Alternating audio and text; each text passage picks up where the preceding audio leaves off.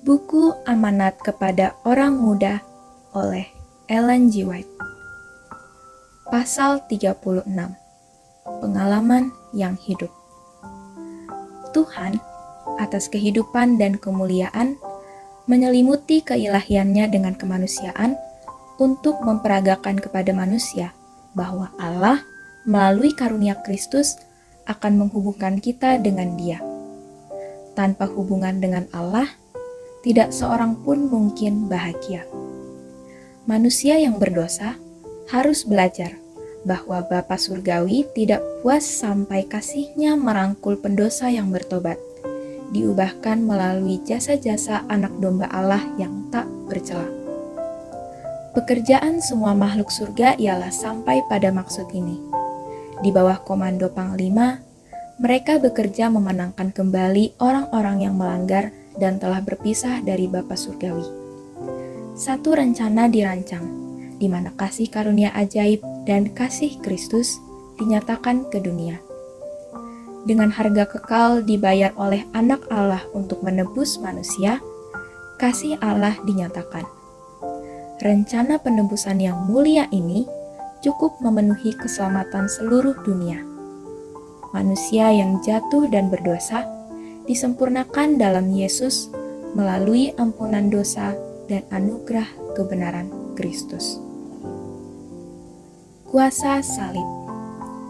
Yesus Kristus mengenakan kemanusiaan, agar dengan lengan manusia, Ia dapat merangkul manusia, sementara lengan ilahinya menjangkau tahta yang kekal.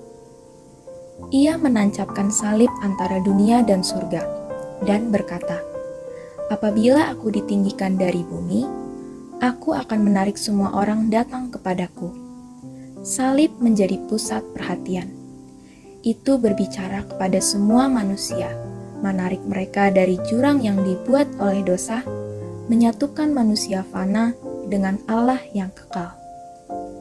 Hanya kuasa salib saja yang dapat memisahkan manusia dari persekutuan dosa yang kuat. Kristus memberikan dirinya untuk menyelamatkan orang berdosa. Mereka yang dosanya diampuni, yang mengasihi Yesus, akan disatukan dengan Dia. Mereka akan memikul kuk Kristus.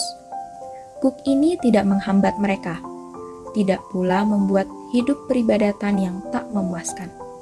Tidak, kuk Kristus adalah sangat bermakna dan bahwa hidup Kristiani menjadi satu kesukaan dan kesenangan. Umat Kristen harus bersukacita merenungkan apa yang Tuhan telah lakukan dengan menyerahkan Putra Tunggal-Nya mati bagi dunia, supaya setiap orang yang percaya kepadanya tidak binasa, melainkan beroleh hidup yang kekal. Kesetiaan kepada Kristus. Mereka yang berdiri di bawah panji yang berlumuran darah Raja Immanuel adalah prajurit yang setia dalam pasukan Kristus. Mereka harus selalu setia dan jujur. Banyak pemuda yang mau menjadi relawan berdiri dengan Yesus, Pangeran Kehidupan.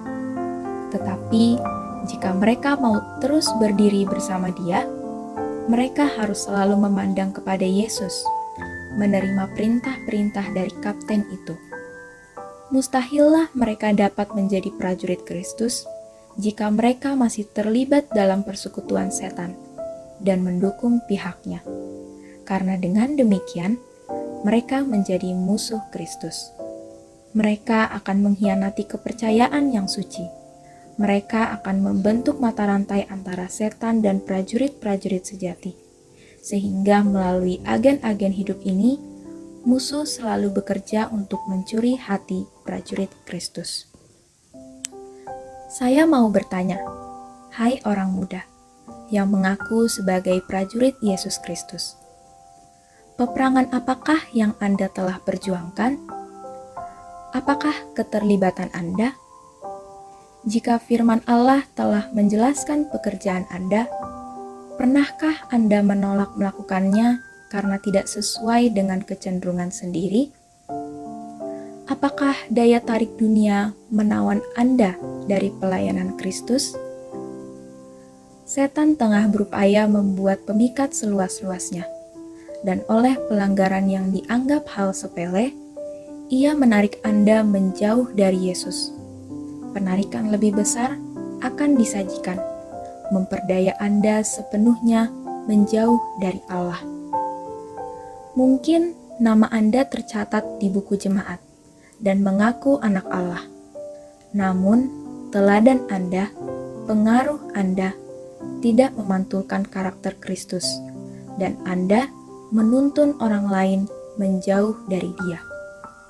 Tidak ada kebahagiaan, tidak ada damai dan sukacita bagi orang yang mengaku percaya, sedangkan segenap jiwanya tidak dikerahkan untuk pekerjaan yang Tuhan berikan untuk dikerjakan.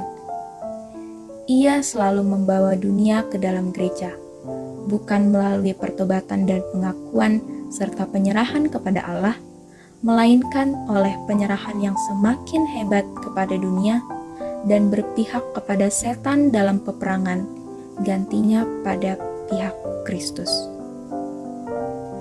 Pengetahuan berdasarkan pengalaman diperlukan. Saya ingin mengundang orang-orang muda untuk memutuskan benang yang paling halus yang mengikat Anda dalam perbuatan dan roh duniawi. Keluarlah kamu dari antara mereka, dan pisahkanlah dirimu dari mereka, firman Tuhan.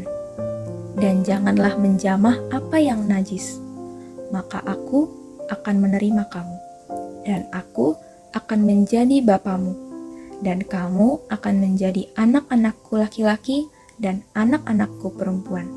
Demikianlah firman Tuhan yang Maha Kuasa. Maukah orang-orang muda kita mengindahkan undangan ini? Betapa sedikit para pemuda kita menyadari perlunya menampilkan teladan seperti Kristus di hadapan para sesama orang muda dalam kehidupan dan karakter mereka.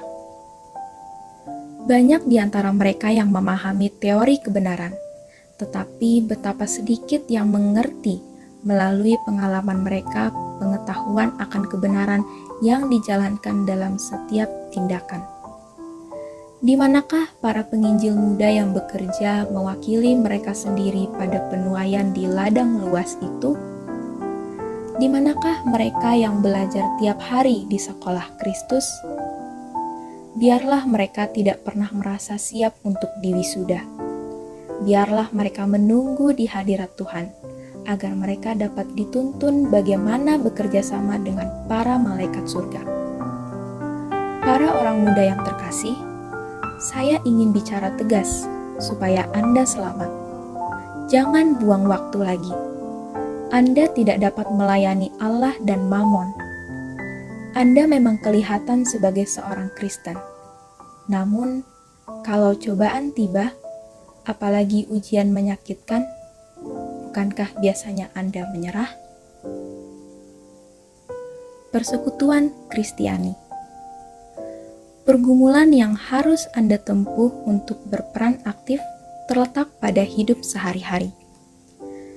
Tidak maukah Anda pada waktu cobaan meletakkan segala keinginan hatimu dekat firman yang tertulis itu dan dalam doa yang tekun mencari petunjuk dari Yesus?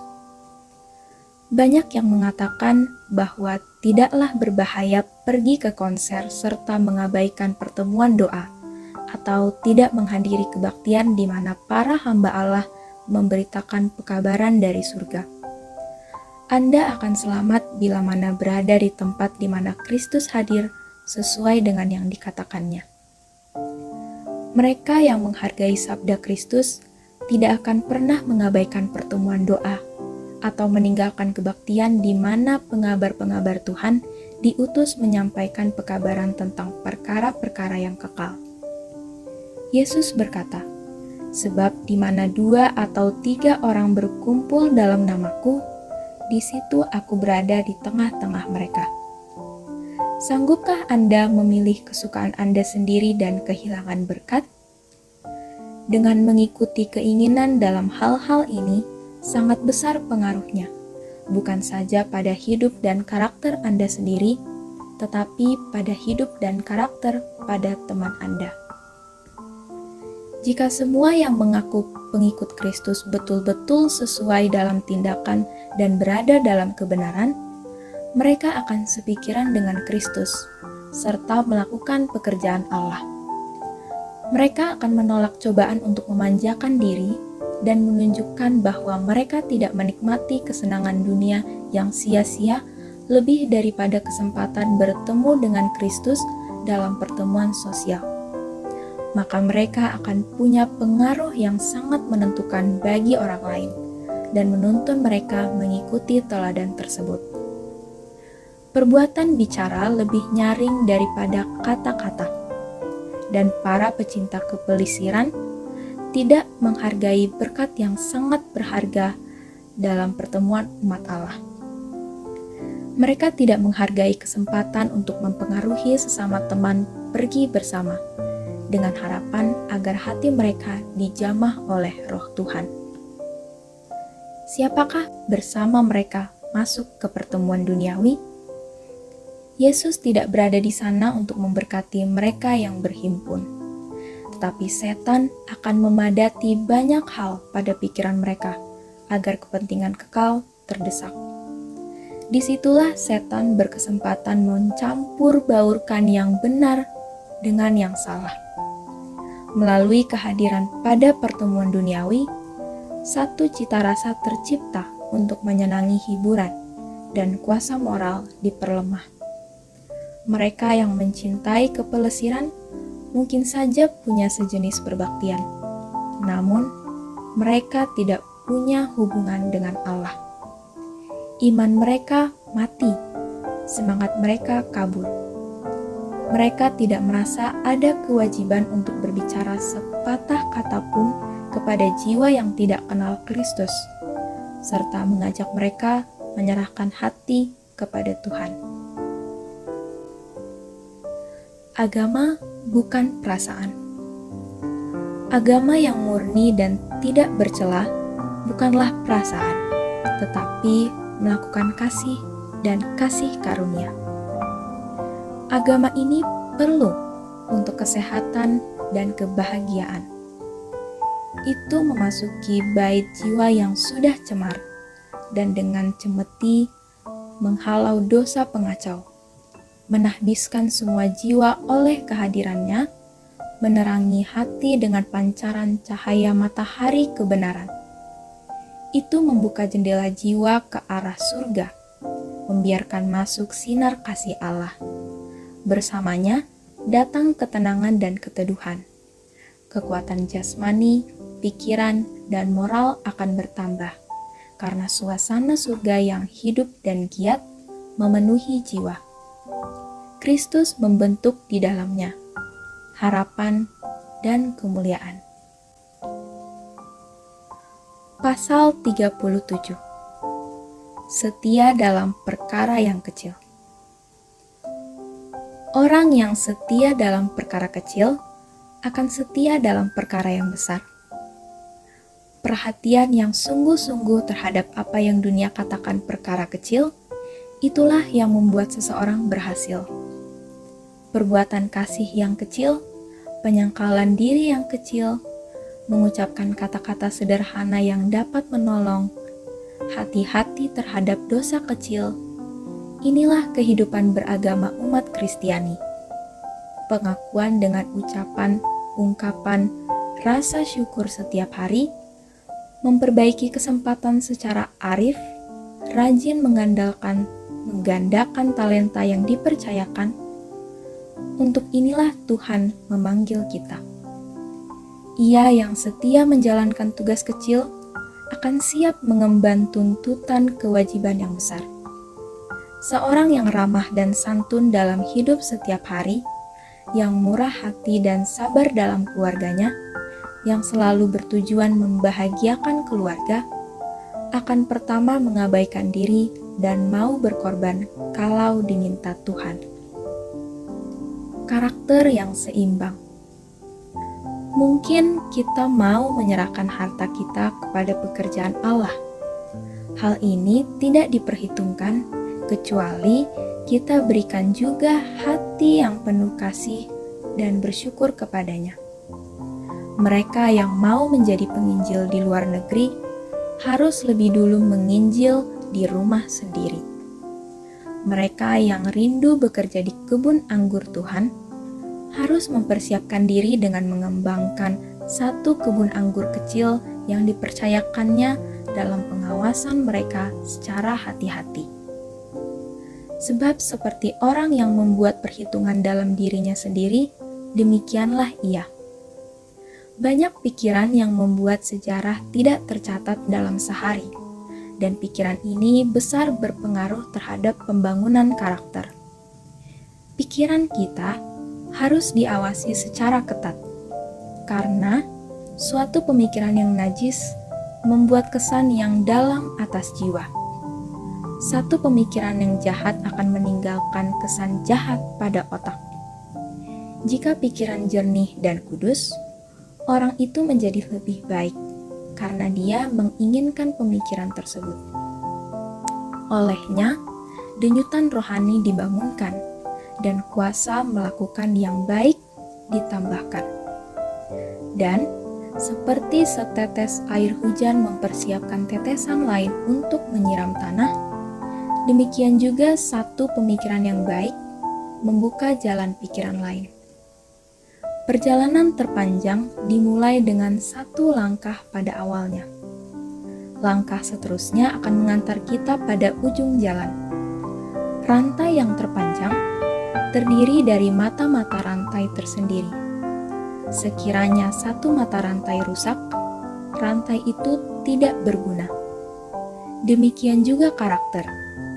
Satu karakter yang seimbang dibentuk oleh satu tindakan yang baik pula. Satu cacat yang dikembangkan seharusnya ditaklukkan, membuat seorang tidak sempurna menutup baginya gerbang kota suci itu. Ia yang akan masuk surga harus punya karakter tanpa noda atau kerut maupun sejenisnya. Tidak satu pun yang najis masuk ke dalamnya. Di antara semua rombongan yang ditebus, tidak terdapat satu cacat pun. Kesetiaan dalam kehidupan sehari-hari. Pekerjaan Allah sempurna seluruhnya, karena setiap bagian adalah sempurna hingga yang terkecil. Diciptakannya pucuk rumput halus seperti kehati-hatiannya menciptakan satu bumi.